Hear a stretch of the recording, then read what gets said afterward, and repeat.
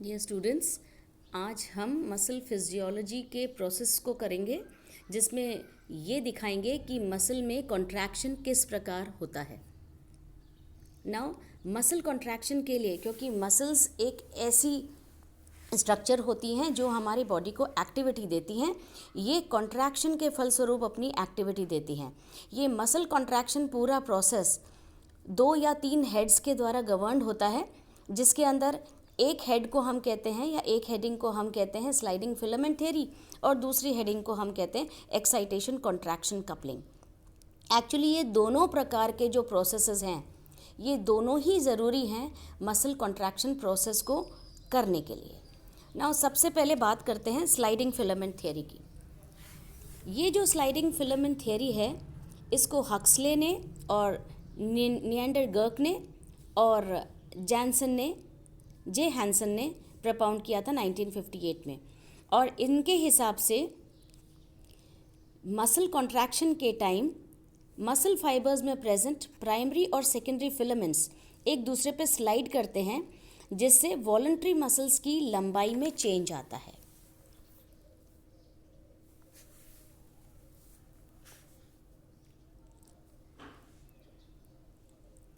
इस डायग्राम में आप देख रहे हैं कैसे एक्टिन और मायोसिन है और किस प्रकार वो आपस में मिल करके क्रॉस ब्रिज बनाएंगे। ऐसा देखा गया है कि कॉन्ट्रैक्शन और स्ट्रेचिंग इन दोनों प्रोसेस के टाइम ए बैंड की लंबाई में कोई भी चेंज नहीं होता, लेकिन आई बैंड की लंबाई ए बैंड की लंबाई के साथ बदलती रहती है। और हम जानते हैं कि ए बैंड की लंबाई थिक फिलामेंट्स की लंबाई के बराबर होती है। इसी तरह एच जोन की लंबाई भी आई बैंड की लंबाई के साथ बढ़ती और घटती है, और इसी कारण एक एच जोन के एंड से दूसरे एच जोन के स्टार्ट तक की जो दूरी है वो लगभग समान बनी रहती है। ये डिस्टेंस सेकेंडरी या फिर एक्टिन फिलामेंट्स की लंबाई के बराबर होती है, जिससे ये पता चलता है कि कॉन्ट्रैक्शन के टाइम इन फिलामेंट्स, एक्टिन या फिर पतली फिलामेंट्स की लंबाई भी समान बनी रहती है। इन ऑब्जर्वेशन से हम ये कंक्लूजन निकाल सकते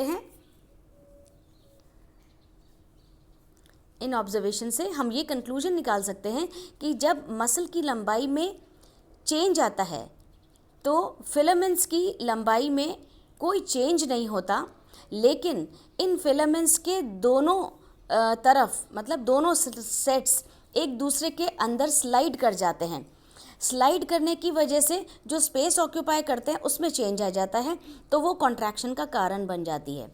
इस प्रोसेस में पतली फिलामेंट्स कॉन्ट्रैक्शन के टाइम ए बैंड में दूर तक मूव करते हैं या गमन करते हैं, और ये स्ट्रेचिंग के टाइम इस बैंड में दूर तक बाहर आते हैं।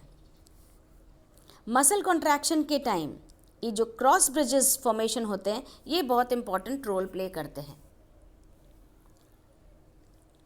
हक्सले ने ये बताया था कि मायोसिन मॉलिक्यूल्स के हेड पे, अगर आपको याद होएगा, हमने जब स्ट्रक्चर किया था मायोसिन मॉलिक्यूल्स का, तो उसमें हेड था और टेल लाइक प्रोसेस था। इसके हेड पर एंजाइम और एक्टिन बॉन्डिंग प्रोसेस के लिए प्रॉपर्टीज़ पाई जाती हैं, और ये क्रॉस ब्रिजेस को एक्टिन से जोड़ने का काम करते हैं। मायोसिन मॉलिक्यूल्स का ये जो गुण है या ये प्रॉपर्टी, इनको स्लाइडिंग फिलामेंट थ्योरी को साकार कराने में मदद देता है। स्लाइडिंग सिस्टम के हिसाब से एक्टिन और मायोसिन मॉलिक्यूल्स के बीच एक फोर्स डेवलप होता है।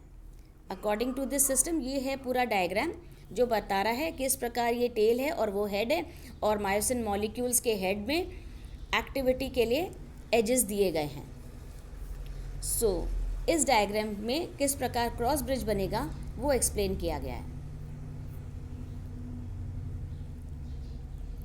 ये प्रोसेस जो अभी आपके इसमें फ्लैश कर रहा है, ये प्रोसेस हम बाद में समझाएंगे, क्योंकि ये एक्साइटेशन कॉन्ट्रैक्शन कपलिंग का एक पार्ट है।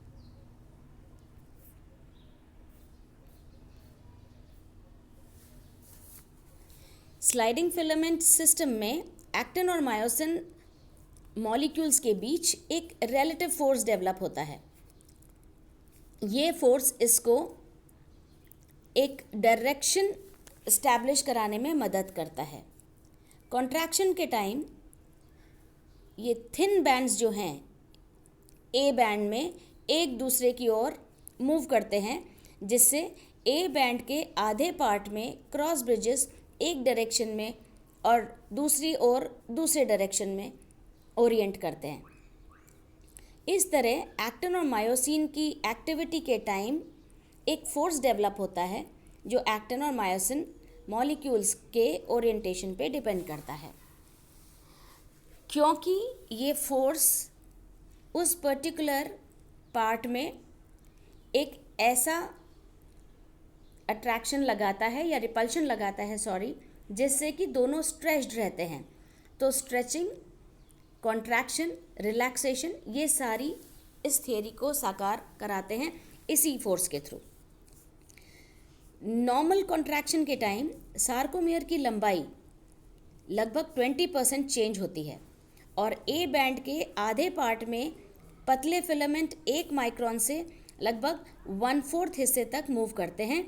इससे ये पता चलता है कि इस पूरी एक्टिविटी में क्रॉस ब्रिजेस एक्टिन फिलामेंट से एक ही स्थान पे लगे नहीं रहते हैं। अगर एक ही स्थान पे लगे रहते तो ये मूव नहीं कर पाते। ये ब्रिजेस कुछ टाइम बाद इस एक पॉइंट से फ्री होकर दूसरे पॉइंट में अटैच हो जाते हैं। क्रॉस ब्रिजेस की पोजीशन चेंज होती रहती है और पोजीशन के चेंज होते रहने के वजह से ये कॉन्ट्रैक्शन क्रिएट करते हैं। जहाँ जहाँ एक्टिन और क्रॉस ब्रिजेस आपस में एक्टिविटी करते हैं वहाँ पे एक एटीपी का मॉलिक्यूल टूटता है, क्योंकि वहाँ पे फोर्स की ज़रूरत रहती है, फोर्स के लिए एनर्जी की ज़रूरत रहती है और एनर्जी इसी एटीपी मॉलिक्यूल से मिलता है। जैसे ही एटीपी का मॉलिक्यूल टूटता है एक एनर्जी मिलती है जो स्लाइडिंग फोर्स जनरेट करने के काम आती है। तो ये तो था किस प्रकार स्लाइडिंग फिलामेंट थियरी अप्लाई करती है कॉन्ट्रैक्शन और रिलैक्सेशन के टाइम, जिससे कि मसल एक्टिविटी हो जाए। इस मसल एक्टिविटी को होने के लिए एक और प्रोसेस की ज़रूरत रहती है कि ये जो एटीपी की एक्टिविटी है या ये एटीपी जब स्लाइडिंग फिलामेंट सिस्टम को गवर्न करवा रही है उस दौरान एक और मान्यता है जो इस प्रोसेस को समझा सकती है। इस मान्यता के हिसाब से अगर आप रिकलेक्ट करते हैं तो मसल के जो सार्कोप्लाज्मिक रेटिकुलम है, मतलब मसल के अंदर पाई जाने वाली एंडोप्लाज्मिक रेटिकुलम में कैल्शियम आयंस पाए जाते हैं। ये जो कैल्शियम आयंस हैं जैसे ही मसल एक्टिवेट होती है तब मसल में डीपोलराइजेशन होता है। इस डीपोलराइजेशन की वजह से सार्कोप्लाज्मिक रेटिकुलम से कैल्शियम आयंस का निष्कासन होता है या रिलीज होते हैं। ये आयंस क्रॉस ब्रिजेस से एक्टिन और मायोसिन को आपस में बांधने का काम करते हैं या they act as the bonding between actin and myosin molecules. Sarcoplasmic reticulum से जो कैल्शियम आयंस बाहर निकलता है वो एक्टिन मॉलिक्यूल को मायोसिन मॉलिक्यूल के साथ बांधने का काम करता है और इस तरह से क्रॉस ब्रिज की फॉर्मेशन होती है। जैसे ही ये प्रोसेस पूरा हो जाता है कैल्शियम आयंस वापस से इस बॉन्ड को ब्रेक कर देते हैं या निकल आते हैं, क्योंकि एटीपी में अब ऊर्जा नहीं बची, वो एडीपी और फॉस्फेट में चेंज हो गया। जैसे ही ऊर्जा नहीं बचती कैल्शियम आयन निकल आता है और वापस से एंडोप्लाज्मिक रेटिकुलम या सार्कोप्लाज्मिक रेटिकुलम के अंदर चले जाता है और मसल रिलैक्स कर जाती है। इस प्रकार कॉन्ट्रैक्शन का एक पार्ट पूरा होता है। So this part of contraction is based on the release of calcium ions from the sarcoplasmic reticulum and it is absorbed back, making the process of relaxation possible. यही मसल कॉन्ट्रैक्शन का process एक और घटना की वजह से possible होता है जिसको हम एक्साइटेशन कॉन्ट्रैक्शन कपलिंग कहते हैं। ये जो एक्साइटेशन कॉन्ट्रैक्शन कपलिंग है ये एक्चुअली एक कनेक्शन है जो इलेक्ट्रिकल एक्शन पोटेंशियल और मैकेनिकल कॉन्ट्रैक्शन के बीच में होती है। जो की पॉइंट्स हैं एक्साइटेशन कॉन्ट्रैक्शन कपलिंग के, वो ये हैं कि एक मोटर न्यूरॉन कनेक्ट करता है मसल के साथ न्यूरोमस्कुलर जंक्शन में। इस जंक्शन के टर्मिनल पे एक सिनैप्टिक क्लेफ्ट बनता है जिसमें एक मोटर एंड प्लेट होती है। न्यूरोट्रांसमीटर एसिटाइल कोलिन जो होता है वो डिफ्यूज़ करता है सिनैप्टिक क्लेफ्ट से, जिससे कि डीपोलराइजेशन की एक या वी ध्रुवीकरण आप कहते हैं उसकी एक लहर जनरेट करती है सार्कोलीमा में। ये डीपोलराइजेशन स्टिमुलेट करता है सार्कोप्लाज्मिक रेटिकुलम को, जिससे कि कैल्शियम आयंस बाहर निकल के आते हैं और मसल को कॉन्ट्रैक्शन में मदद करते हैं। ये कुछ की टर्म्स हैं, जैसे मोटर एंड प्लेट जो आप जानते हैं, ये मोटर मसल के जंक्शन के ऊपर बनती है। सार्कोलीमा जो मेम्ब्रेन होती है मसल फाइबर को सराउंड करती है, मसल फाइबर के प्लाज्मा मेम्ब्रेन भी कह सकते हैं। एसिटाइल कोलिनेस्ट्रेज ये एक एंजाइम होती है जो एसिटाइल कोलिन को ब्रेक करके कोलिन और एसिटिक एसिड में बदलती है, जिससे कि ये प्रोसेस हो पाता है। और साथ ही साथ ये एक कम्युनिकेशन प्रोसेस के द्वारा होता है जो नर्व्स और मसल्स के बीच में होती है। ये जो कम्युनिकेशन है बिटवीन नर्व्स एंड मसल, ये एक न्यूरल सिग्नल की तरह होता है जो इलेक्ट्रिकल ट्रिगर की तरह काम करता है और कैल्शियम को रिलीज़ कराता है सार्कोप्लाज्मिक रेटिकुलम से मसल साइटोप्लाज्म के अंदर। हर स्केलेटल मसल फाइबर एक मोटर न्यूरॉन से कंट्रोल रहती है जो सिग्नल लेती है ब्रेन से या स्पाइनल कॉर्ड से मसल के लिए, और फिर जाके कॉन्ट्रैक्शन का प्रोसेस होता है। इलेक्ट्रिक सिग्नल्स जिसको हम एक्शन पोटेंशियल कहते हैं, ये पूरा एक वेव की या तरंग की तरह ट्रैवल करता है न्यूरॉन के एक्सॉन से, जो आगे जाके ब्रांच कर जाती है और दूसरी मसल से कनेक्ट करती है। ये न्यूरोमस्कुलर जंक्शन वो एरिया है जहाँ से इस तरह के सिग्नल्स एक न्यूरॉन से दूसरे न्यूरॉन को पास होते हैं। न्यूरॉन एक्सॉन के जो एंड में एक सिनैप्टिक टर्मिनल होता है जो एक्चुअली मोटर एंड प्लेट के साथ कनेक्ट नहीं करता। इसके बीच में एक छोटी सी स्पेस होती है जिसको सिनैप्टिक क्लेफ्ट कहते हैं, और ये सिनैप्टिक क्लेफ्ट सिनैप्टिक टर्मिनल को मोटर एंड प्लेट से सेपरेट करता है। क्योंकि न्यूरॉन्स एक्सॉन की न्यूरॉन्स सीधे कनेक्ट नहीं करती मोटर एंड प्लेट पे, तो ये जो कनेक्शन है या कम्युनिकेशन है नर्व्स और मसल्स के बीच में, ये न्यूरोट्रांसमीटर के वजह से स्थापित किया जाता है। न्यूरॉन एक्शन पोटेंशियल ये न्यूरोट्रांसमीटर रिलीज़ करता है सिनैप्टिक टर्मिनल से सिनैप्टिक क्लेफ्ट के अंदर, जहाँ से ये एसिटाइल कोलिन नाम का सब्सटेंस डिफ्यूज़ करता है सिनैप्टिक क्लेफ्ट में और बाइंड कर लेता है मोटर एंड प्लेट तक। ये motor end plate junctional fold बनाती है और इस फोल्ड के अंदर सार्कोलीमा एक लार्ज सरफेस एरिया के रूप में प्रेजेंट रहती है, जहाँ पे न्यूरोट्रांसमीटर रिसेप्टर के साथ बाइंड करता है। ये रिसेप्टर्स सोडियम चैनल के होते हैं जो अलाउ करते हैं, अब पैसेज ओपन कर लेते हैं और अलाउ करते हैं सोडियम को सेल के अंदर मूव करने में, जैसे ही वो न्यूरोट्रांसमीटर के द्वारा सिग्नल रिसीव करते हैं। जैसे ही इस प्रकार का कोई भी सिग्नल एक्सॉन के टर्मिनल पे आता है, तब डीपोलराइजेशन स्टार्ट हो जाता है। एसिटाइल कोलिन जो कि एक न्यूरोट्रांसमीटर होती है, वो रिलीज़ की जाती है मोटर न्यूरॉन्स के द्वारा और फिर वो बाइंड कर लेती है मोटर एंड प्लेट में रिसेप्टर्स के साथ।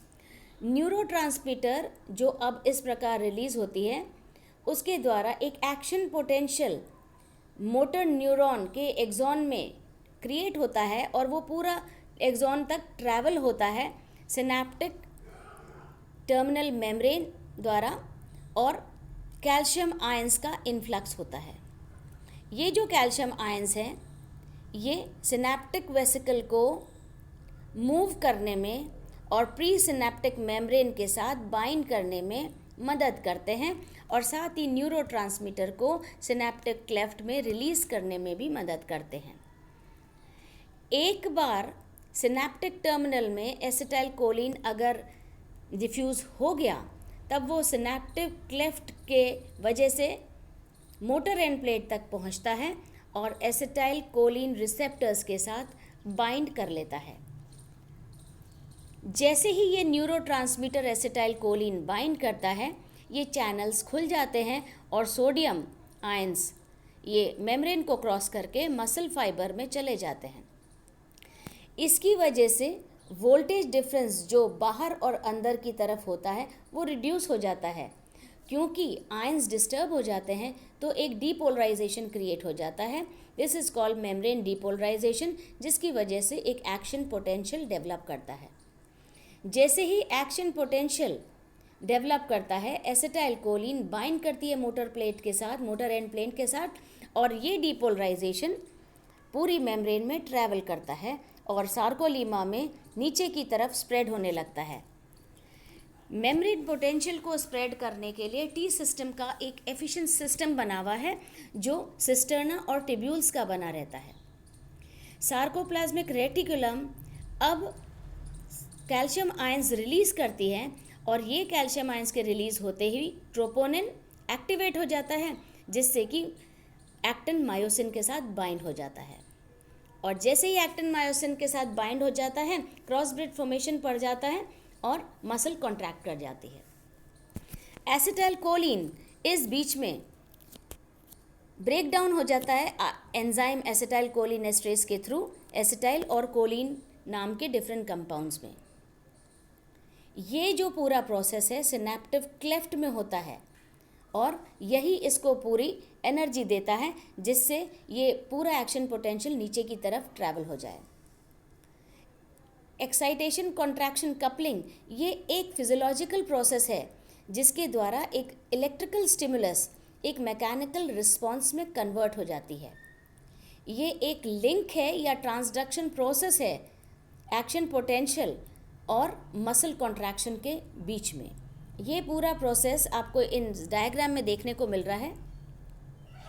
हैव अ क्लोज वॉच कैसे एक्शन पोटेंशियल नीचे ट्रैवल कर रहा है, कैसे एसिटाइल कोलिन इस सिनेप्टिक क्लेफ्ट में टूट जा रही है और बाइंड कर रही है मोटर रिसेप्टर्स के साथ। मोटर एंड प्लेट के तरफ ये सारा प्रोसेस हो रहा है और इस प्रकार पूरे घटनाक्रम को एनर्जी मिलती है। So this is how the whole process of muscle contraction works out. तो इस पूरे प्रोसेस में अगर हम देखते हैं तो मसल कॉन्ट्रैक्शन के लिए रिस्पॉन्सिबल जो प्रोटीन हैं उनको हम एक्टिन मायोसिन कहते हैं। साथ में सोडियम आयंस की प्रेजेंस और कैल्शियम आयंस बहुत ज़रूरी है।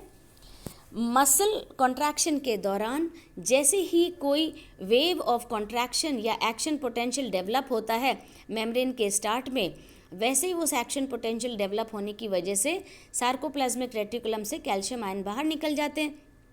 ये कैल्शियम आयंस बाहर निकलते ही एक्टिन और मायोसिन के बीच में ब्रिज बना लेते हैं, जिससे कि एक्टिन मायोसिन आपस में बाइंड कर लेती हैं और ये ब्रिज एक्टिन मायोसिन मॉलिक्यूल्स को स्लाइडिंग फिलामेंट की थ्योरी के हिसाब से एक पैरेलल एक्शन दिखाते हुए स्लाइड कर देते हैं।